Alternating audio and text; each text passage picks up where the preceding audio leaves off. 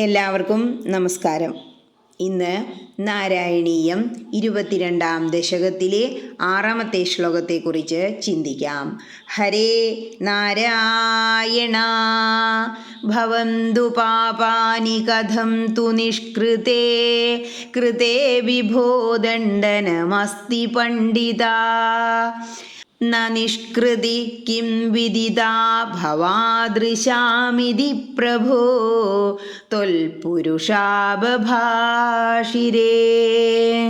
ഇനി ഈ ശ്ലോകത്തിലെ ഓരോ വാക്കുകളുടെയും അർത്ഥത്തെക്കുറിച്ച് ചിന്തിക്കാം.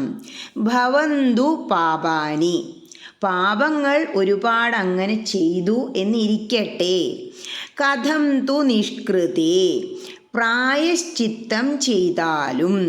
കൃതേ അപി, അതായത് അറിയാതെ എന്തെങ്കിലും ഒരു പാപം ചെയ്തു, പക്ഷേ അത് തെറ്റാണ്, പാപമാണ് എന്ന് മനസ്സിലാക്കി നമ്മൾ അതിനൊരു പ്രായശ്ചിത്തം അങ്ങോട്ട് ചെയ്തു.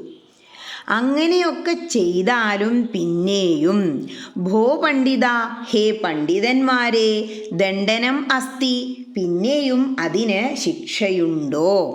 ന നിഷ്കൃതി കിം വിദിതാ ഭവാദൃശാം, ഭവാദൃശാം നിങ്ങളെപ്പോലെയുള്ളവർക്ക്, നിഷ്കൃതി പ്രായശ്ചിത്തം, അതായത് പാപങ്ങൾ ചെയ്തതിനുള്ള പ്രായശ്ചിത്തം, വിദിത ന കിം നിശ്ചയമില്ലെന്ന് വരുമോ, അതായത് നിങ്ങളെപ്പോലെയുള്ള പണ്ഡിതന്മാർക്ക് അറിയില്ലേ പ്രായശ്ചിത്തം ചെയ്താൽ പിന്നെ അതിന് ഒരു ശിക്ഷ അനുഭവിക്കേണ്ടതില്ല എന്ന്.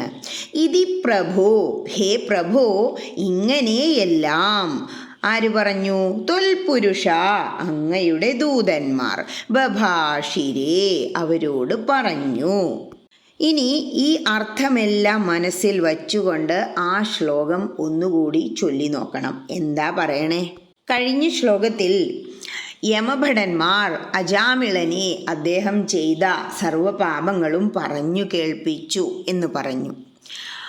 അത് കേട്ടപ്പോൾ അങ്ങയുടെ ഭൃത്യന്മാർ പറയാണ്, ഇവർ തമ്മിൽ അങ്ങോട്ടും ഇങ്ങോട്ടും പിടിയും വലിയായാലോ, വിടൂ എന്ന് പറഞ്ഞിട്ട്, പാപങ്ങൾ ഉണ്ടെങ്കിൽ എന്താ, പണ്ഡിതന്മാരെന്ന് അഭിമാനിക്കുന്നവർക്ക് പ്രായശ്ചിത്തം ചെയ്താൽ പിന്നീട് എന്തു ദണ്ഡമാണുള്ളത്? പ്രായശ്ചിത്തത്തിൻ്റെ മഹത്വം നിങ്ങൾക്ക് പോലും അറിയില്ല എന്നുണ്ടോ? അതായത് ഇവിടെ അജാമിളൻ നാരായണ എന്ന ഭഗവത് നാമം ഉച്ചരിച്ചു. ഈ ഭഗവത് നാമോച്ചാരണം വലിയ ഒരു പ്രായശ്ചിത്തം തന്നെയാണ് എന്ന് പറയാണ് വിഷ്ണു പാർഷദന്മാർ. ഹരേ കൃഷ്ണ.